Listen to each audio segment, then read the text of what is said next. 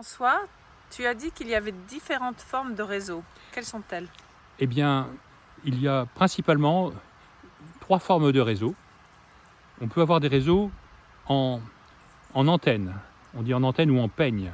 Un réseau en antenne ou en peigne, je vais te montrer sur mon cahier à quoi ça ressemble, si tu veux bien. Donc tu as une centrale d'air comprimé, de production d'air comprimé, et tu pars dans différentes directions et tu alimentes des usages de l'air comprimé qui sont répartis un peu partout dans l'usine. Voilà. Souvent, il y en a beaucoup plus que ça. Ça, on pourrait dire que ce sont des entrées d'ateliers. Donc, l'écoulement part de l'air comprimé et il va vers les usages.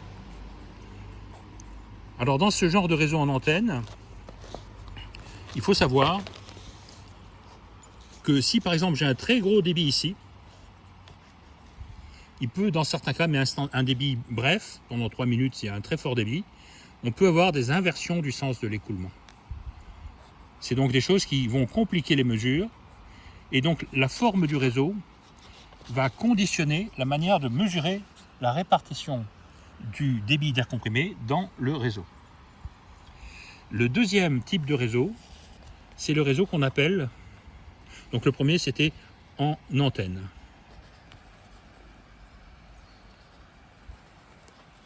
Le deuxième réseau, on va parler de réseau bouclé.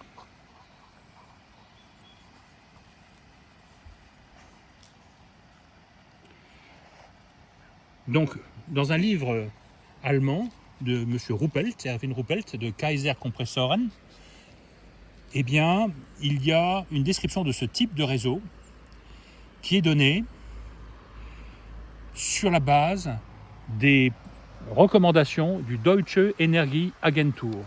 Le Deutsche Energieagentur, c'est l'agence allemande de l'énergie et, à ma connaissance, c'est la seule agence nationale de l'énergie dans le monde qui a donné des préconisations sur les pertes de pression pour les réseaux. Et donc ils disent, dans une usine, il y a souvent un réseau principal. Le réseau principal va jusqu'à l'entrée des bâtiments, qui va être peut-être matérialisé ici par une vanne ou par un débitmètre, ce genre de choses.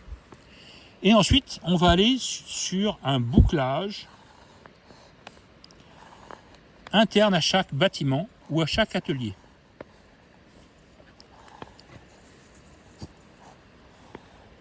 Et enfin, on va avoir à n'importe quel endroit de la boucle, on va avoir des prises de pression, des prises d'air comprimé, des prélèvements, qui vont aller vers un usage, mais avec souvent, si ça c'est un usage, il y a une distribution interne à la machine.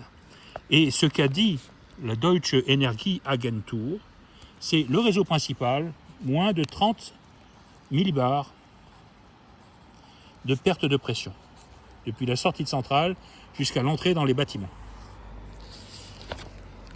La boucle interne à l'usine, dans laquelle l'air comprimé peut circuler dans ce sens-là, mais s'il y a un gros débit qui est pris ici, par exemple, vous voyez, on imagine ici un très gros débit, il va être alimenté par inversion du sens de l'écoulement, et on aura beaucoup moins de perte de pression grâce à ce phénomène qui fait que, au lieu d'être alimenté par un seul côté, il est alimenté. Ce gros départ, cette grosse consommation, ce gros prélèvement va être alimenté par de l'air comprimé venant des deux côtés. Et donc on aura en moyenne une vitesse 2 fois plus petite et une perte de pression 4 fois plus petite. Pour ce réseau de distribution en bouclé, 30 millibars maxi.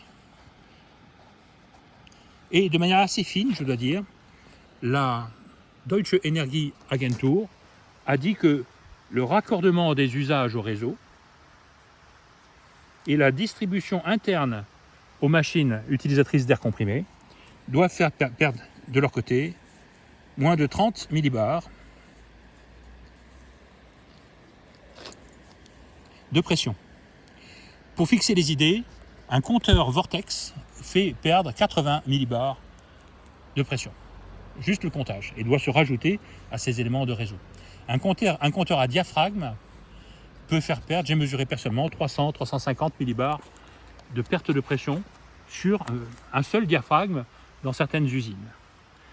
Ça peut monter à 500 millibars quand on a une augmentation du débit de l'usine et qu'on n'adapte pas la taille de l'orifice du diaphragme. Donc ça, ce sont les deux formes principales de réseau qui existent.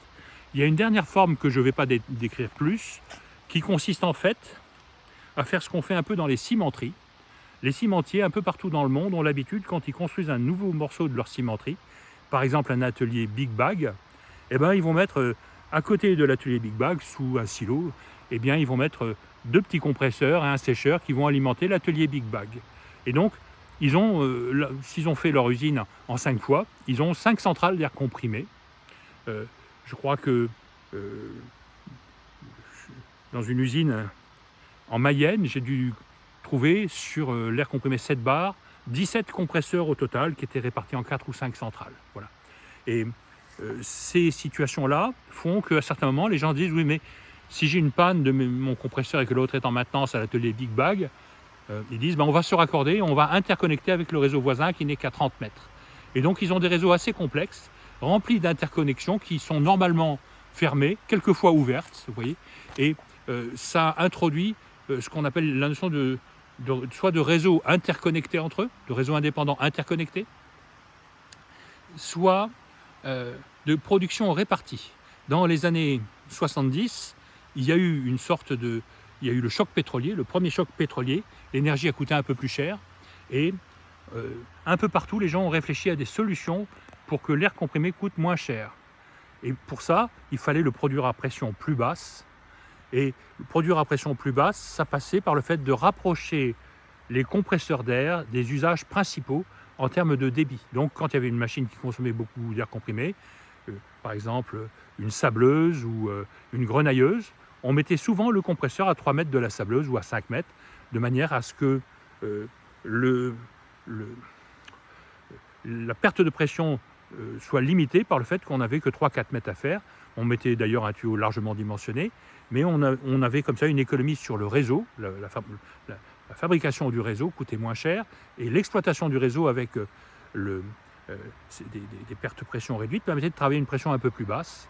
Et comment dirais-je, ça s'est fait aussi dans des usines, des papeteries par exemple. Les papeteries, dans certaines papeteries, on avait une centrale d'air comprimé par machine à papier.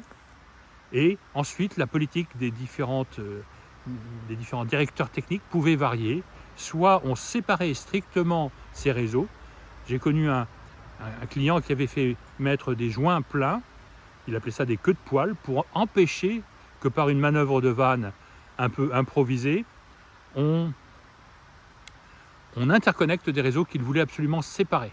Et dans d'autres sites, il est apparu plus économique en énergie et en investissement sur les compresseurs, d'avoir des réseaux, un seul réseau distribué, avec quand même dans ce cas-là le risque qu'il y ait une grosse fuite sur une des machines à papier qui se traduise par un arrêt de la totalité de l'usine. Voilà en gros ce que je peux dire sur la morphologie des réseaux. Donc le dernier point, c'est qu'on a quelquefois plusieurs qualités d'air comprimé dans une usine. Si c'est la même pression, ce sont des réseaux séparés, 3 bar 5 et 7 bar 5, comme dans les verreries souvent. Si vous avez la même pression mais des qualités différentes, c'est des situations qui peuvent être complexes à gérer, parce que vous allez avoir par exemple de l'air 7 bar fait par des compresseurs non lubrifiés, et puis à côté de l'air 7 bar fait par des compresseurs lubrifiés, dont vous êtes moins certain de la qualité. Et dans ce cas-là, la décision d'interconnecter ou pas, d'interconnecter en secours, est souvent complexe à prendre, et le concepteur doit réfléchir à ça avant que le problème se pose, à mon avis. Voilà pour la morphologie du réseau.